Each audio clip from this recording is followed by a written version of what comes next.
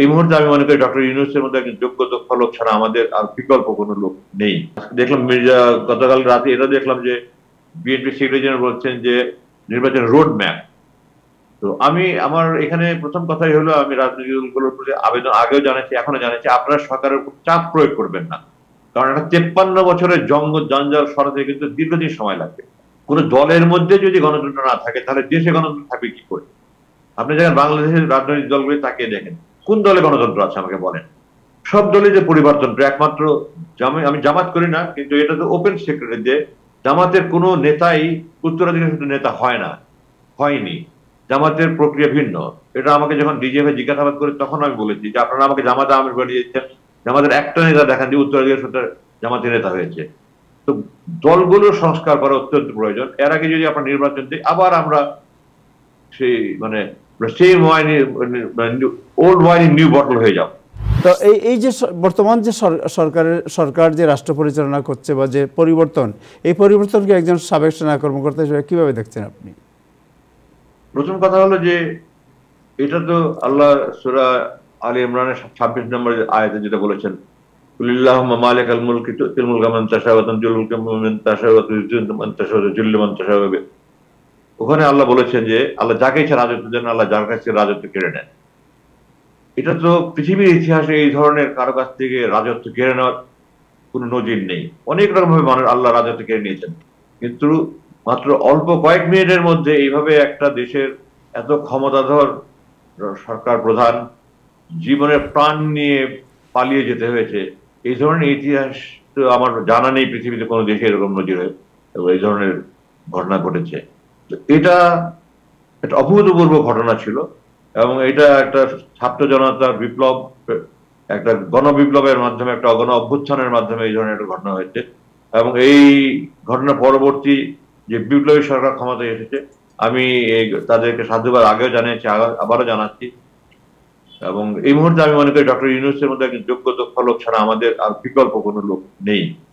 জি, আপনার উপদেষ্টা, জি, উপদেষ্টারা আছেন, তাদের অধিকাংশকে আমি যোগ্য বলে মনে করি। এখানে শুধু যোগ্য দক্ষ হলেই হবে না, সততানিষ্ঠ আন্তরিকতা থাকতে হবে। আর একটা হলো আপনার বাংলাদেশের জাতীয়তাবাদের চেতনায় উদ্বুদ্ধ থাকতে হবে। এই জিনিসটা অত্যন্ত জরুরি। আপনি খেয়াল করে দেখেন, আমরা যখন পাসপোর্টে, আপনারা তো বিদেশে থাকেন, আমরা বাংলাদেশে যারা, আমরা বাংলাদেশের পাসপোর্টে কিন্তু আমার জাতীয়তা লেখা বাংলাদেশি। যে কোনো জায়গায় আমরা কোনো কিছু দরখাস্ত ফর্মে ফিল আপ করি, ওখানে জাতীয়তা বাংলাদেশি লিখি। আওয়ামী লীগ কিন্তু কখনো বাংলাদেশি জাতীয়তা বলে না, তারা বলে আমরা বাঙালি জাতি। এর মধ্যে কিন্তু আকাশ পাতাল বেশ কম। বাঙালি বলতে তারা দুই বাংলা এক করে ফেলতে চান। আমরা বাংলাদেশি জাতীয়বাদী চেতনায় উদ্বুদ্ধ যদি না হয়, তাহলে এমন কোন উপদেষ্টা যদি থাকে তিনি এই সরকারের জন্য ক্ষতিকর। যারা এখন সবসময় একজন আপনার অপটিমিস্টিক ব্যক্তি, আমি সবসময় কখন নেতিবাচক মনোভাব পোষণ করি না, আমি পেসিমিস্ট নই, আমি সবসময় আশাবাদী।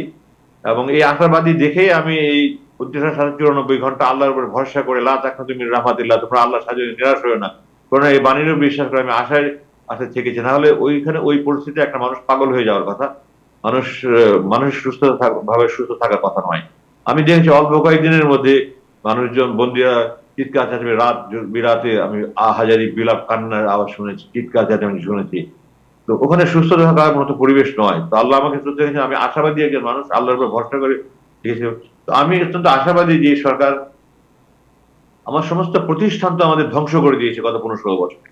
আপনি বিচার ব্যবস্থা, পুলিশ বাহিনী, আপনার নির্বাচন কমিশন যে শুরু করে যতটা প্রতিষ্ঠানে, ব্যাংক, সমস্ত কিছু তার ধ্বংস করে দিচ্ছে। এগুলিকে আমি প্রথম থেকে বলে আসছি, এই সরকারকে একটা যৌক্তিক সময় দিতে হবে। যৌক্তিক সময় কিন্তু একটা আপেক্ষিক কথা, কারো কাছে 5 বছর যুক্তি হতে পারে, কারো কাছে 5 মাসও যুক্তি হতে পারে। তো আমি যেভাবে এই ধ্বংস করে দিয়েছি সবকিছু, এটার জন্য যৌক্তিক সময় কতটা হবে এটা বলা কঠিন।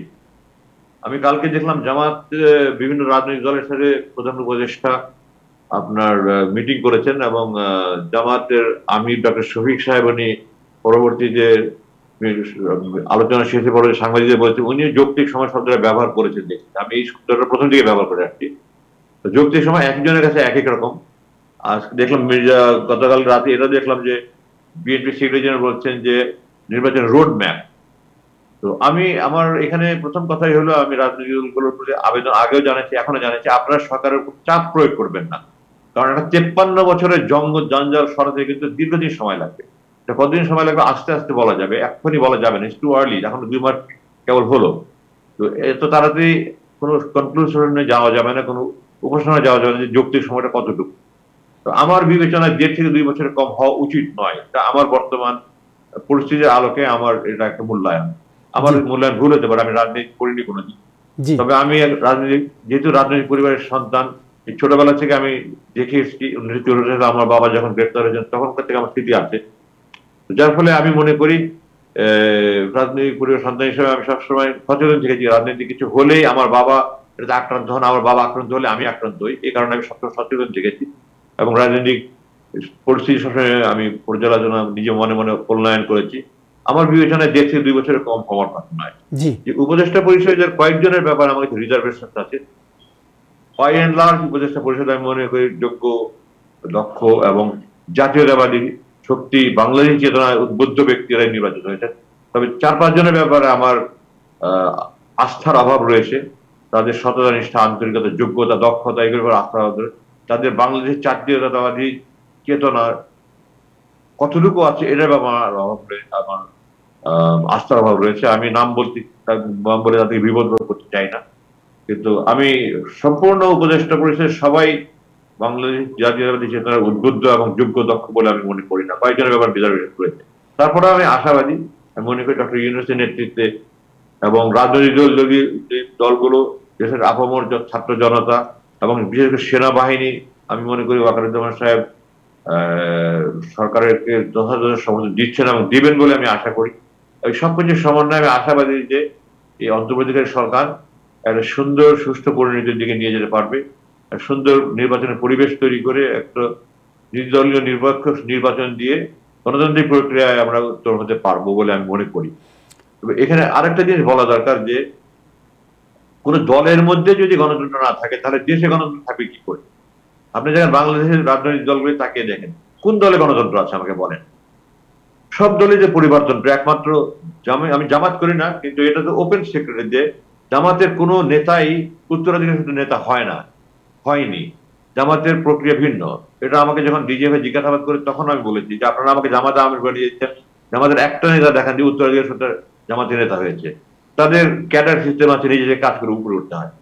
তো গণতন্ত্র যদি ঠিক থাকে একটা দলে কিছু আছে, এটা একদম সম্পূর্ণ অনুরাগ বা বিরাগের বশবর্তী হয়ে কথা বলছি না, আমি সম্পূর্ণ কোনো আবেগের বশবর্তীর কথা বলছি না, আমি একটা বাস্তবতার কথা বলছি। এটা জনগণ জানে যে আমাদের কোনো নেতা উত্তরাধিকার সূত্রে নেতা হয়নি। তো অন্য সব দলেই কিন্তু আপনি দেখেন উত্তরাধিকার সূত্রে নেতা হয়েছে, পরিবর্তন চলছে। তো দলগুলোর সংস্কার করা অত্যন্ত প্রয়োজন। এর আগে যদি আমরা নির্বাচন দিই, আবার আমরা সেই মানে same wine, old wine new bottle হয়ে যাও।